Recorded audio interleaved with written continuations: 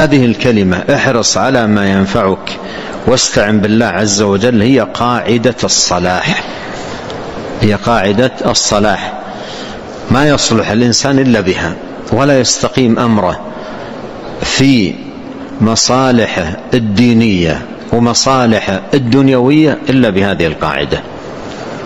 بدون تطبيق هذه القاعدة ما يستقيم أمره.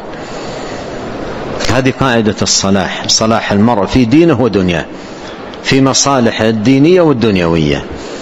احرص على ما ينفعك واستعن بالله. فدعا إلى أمرين يستقيم بهما أمر الإنسان ويصلح.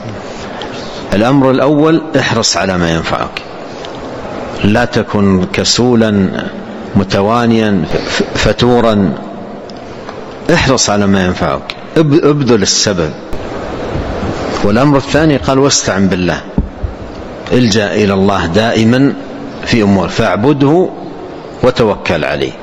إياك نعبد وإياك نستعين، اعقلها وتوكل، يجمع بين الأمرين، بذل السبب والاستعانة بالرب سبحانه وتعالى.